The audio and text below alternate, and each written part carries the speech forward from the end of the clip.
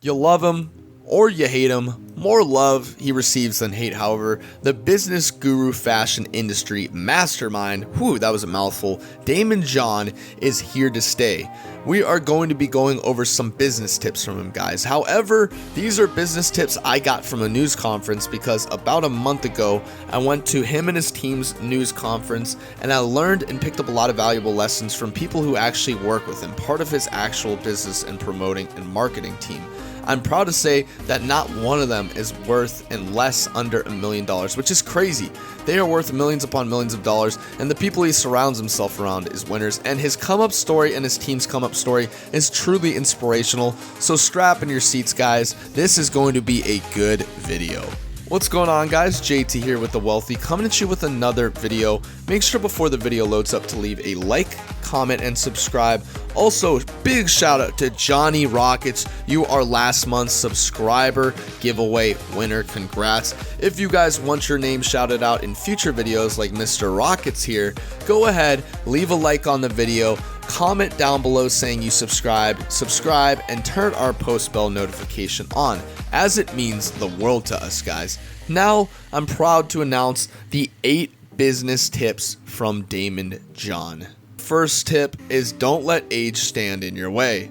The first thing older people who want to start a business can do is stop listening to the naysayers who might be saying that your goals are crazy or that it's too late or you're too old to start now. Stop letting other people define your success. Whether you're older or younger, you generally have the same challenge, right?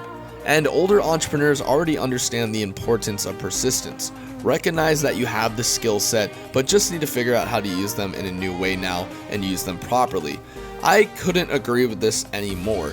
It makes sense, however, that if you're old and people think you're too old, first off, don't listen to the haters. Haters are your motivators. Keep on grinding and get to the top. But second off, if you've been there before and you've done it and you've seen how businesses work, even if you've had a positive, productive business or one that's just been terrible, it failed, you lost hundreds of thousands of dollars, you've been there before. You know what mistakes not to make anymore. And that's very important when conducting business. You have to understand, don't let anything stand in your way in that matter of fact. Not just age, but it's very important to take stuff like this serious so you guys understand at the end of the day your end goal and you are able to meet that end goal relatively easily. Here we have get help from your community. The community plays a huge role in starting a business. No matter who you are in business, you have to start off with a community that loves and respects your products and or feels that you are going to solve a conditional problem that a lot of people relate to. People who are more mature can definitely take advantage of the fact that they have a large community that they can grow from. Understand the important role of people around you. Whether it's team members, mentors, or relationships you can leverage to take your business to the next level. Community plays a huge role, and what I mean by community is your family, friends, people you know, people who live in your neighborhood. The community means the world in a new business, and you got to understand that from the get-go.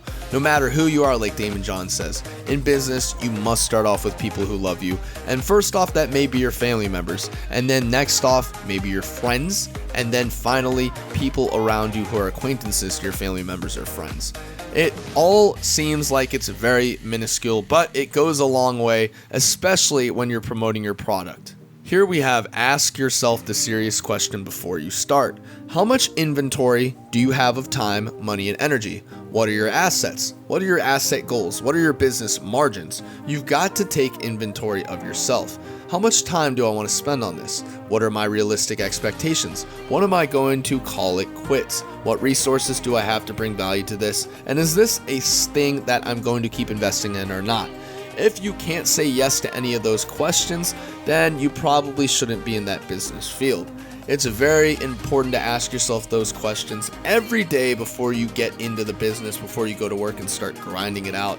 Because if you just lack the motivation, or you're not ready to start investing in it, or you don't have the assets or the time or the energy or the facilities to run a successful business, chances are it's probably not meant to be. You need to be honest with yourself and always answer these questions truthfully, not just say what sounds right around the right people. You have to keep it real. So if someone asks you, are you ready to go to work today? And honestly, if you are not feeling it, you should not be in that line of work. It's just a bad nightmare waiting to happen. Next, we have make a schedule and stick to it. Time management is very key. Schedule everything, John says. That is something I personally started doing in more recent years that has helped me a ton. It may seem silly or cold, but it's important to schedule everything, including time with family and maintaining your health. Life gets crazy, so do your best to block off time for those things and stick to that schedule. Guys, like I keep saying, it's very, very important that you guys stick to the main schedule and you guys don't get off topic. Like I said, conscience is always going to be right. And if your conscience is telling you you're postponing stuff, you got to make sure you stop, protagonizing things. Make sure you make a schedule. Time management is key. You can easily forget what you're supposed to do, and then 3 hours later, after searching on YouTube for videos, you guys are going to get caught up and not have enough time to do the original thing you wanted to do. It's very important you have discipline when you're maintaining your time. Lastly, we have protect your personal finances. Older entrepreneurs often have education in finance, or they will educate themselves in finance, or how they can start with the lowest amount or no money at all. Don't tap into your nest egg at first. Be very cautious. The entrepreneurs that I have met that are more mature have really been able to understand that because they know they're not going to be around forever and they know they have limited resources.